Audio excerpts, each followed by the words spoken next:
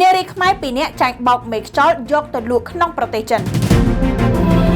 កាលពីពេលកន្លងទៅនេះមាននារីខ្មែរជាច្រើនអ្នកបានចាញ់បោកមេខ្យល់បានបោកបញ្ឆោតនាំទៅលក់ក្នុងប្រទេសចិនក្រោមល្បិចរៀបការជាមួយនឹងជនជាតិចិនខណៈឥឡូវក៏មានរឿងរ៉ាវបែបនេះគឺជនរងគ្រោះពីរនាក់បានដង្ហើយសូមជួយអន្តរាគមន៍ដើម្បីសង្គ្រោះពួកនាងទាំងពីរនាក់លោកទូចសុខៈអ្នកនាំពាក្យរងនៃក្រសួងមហាផ្ទៃកាលពីរសៀលថ្ងៃទី11ខែឧសភាឆ្នាំ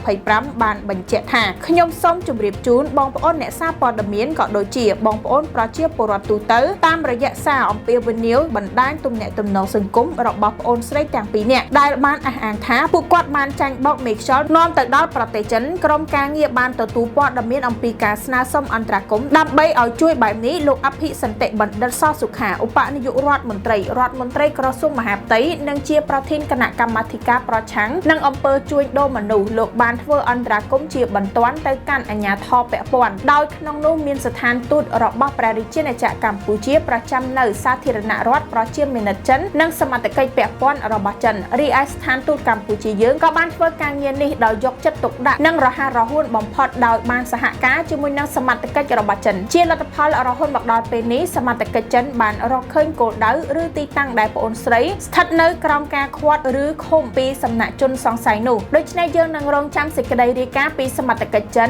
មកកាន់ស្ថានទូតកម្ពុជាប្រចាំនៅប្រទេសចិនក្នុងការរំដោះនារីខ្មែរទាំងពីរនាក់នេះអ្នកនាំពាក្យរងរូបនេះបានបន្តថាស្ថានទូតកម្ពុជានឹងរាយការណ៍បន្តមកកាន់ថ្នាក់ដឹកនាំពាក់ព័ន្ធនៅប្រទេសកម្ពុជាយើងឲ្យបានជ្រាបចំពោះលទ្ធផលសង្ឃឹមថាប្អូនស្រីនឹងត្រូវបានរំដោះនៅក្នុងពេលឆាប់ៗនិងបំពេញនីតិវិធីបែបបទនៅការិយាល័យនគរបាលចិនសហការជាមួយនឹងស្ថានទូតរបស់ប្រទេសកម្ពុជាយើងនឹងធ្វើនីតិវិធីបញ្ជូនប្អូនស្រីវិលត្រឡប់មកកាន់ព្រះរាជាណាចក្រកម្ពុជាយើងវិញនាពេលខាងមុខដូច្នេះសូមបងប្អូនអ្នកសារព័ត៌មានក៏ដូចជាបងប្អូនប្រជាពលរដ្ឋមេត្តាជ្រាបជាមួយគ្នានេះដែរអ្នកនាំពាក្យរងនៃក្រសួងមហាផ្ទៃបានបន្ថែមថាឆ្លៀតក្នុងឱកាសនេះដែរក្នុងនាមក្រសួងមហាផ្ទៃជាពិសេសគឺការផ្ញើសាររបស់លោកអភិសន្តិបណ្ឌិតសសុខាឧបនាយករដ្ឋមន្ត្រីក្រសួងមហាផ្ទៃនិងជាប្រធានគណៈកម្មាធិការប្រឆាំងនឹងអំពើជួញដូរមនុស្សលោកស្នើសុំឲ្យបងប្អូនប្រជាពលរដ្ឋទាំងអស់យកចិត្តទុកដាក់ចំពោះការប្រើប្រាស់ឧបាយកលនានាអូសទាញបញ្ឆោតលួងលោមគ្រប់កលល្បិចដើម្បីនាំបងប្អូនកូនក្មួយទៅកាន់ប្រទេសចិនតាមរយៈការទៅធ្វើការទទួលបានប្រាក់ខែច្រើនតាមរយៈការរៀបការជាមួយនឹងប្តីចិនធានាបានរស់នៅសុខស្រួលនិងខ្លាចជាអ្នកមានបានប្រាក់ជាហូរហៀ